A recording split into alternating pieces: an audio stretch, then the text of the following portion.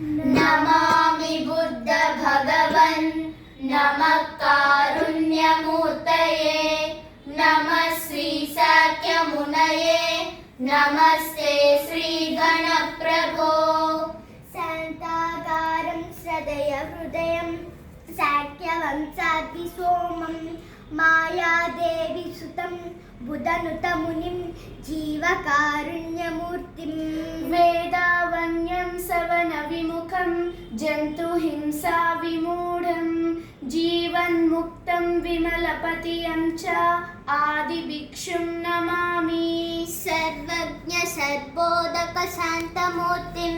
महागुरुं शाक्यमुनिं दयालुं वज्रं च मायासुतं अर्कबन्धुं समन्तभद्रसततं नमामि अनुकम्पागुणमण्डितात्मजयते या लक्ष्य निराञ्जिनदेवं गुरुश्रेष्ठसंयमिवरं सिद्धार्थमूर्तिं भजे ॐ श्री सिद्धार्थाय नमः ॐ श्री मायादेवी सुताय नमः ॐ श्री शुद्धोदनतनयाय नमः ॐ श्री प्रजापति गौतमी प्रियाय नमः ॐ श्री शान्ताय नमः ॐ श्री सर्वज्ञाय नमः ॐ श्री शाक्यमुनये नमः ॐ श्री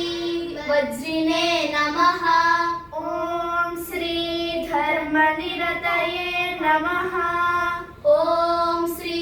भिक्षुवे नमः ॐ श्री यशोदरप्रियाय नमः ॐ श्री ज्ञानसागराय नमः ॐ श्री पीताम्बरधराय नमः ॐ श्री विश्वशान्तिकारणाय नमः ॐ श्री मौनमुद्राय नमः ॐ श्री अहिंसावादिये नमः ॐ श्री तापसिये नमः ॐ श्री बौद्धमतकर्ता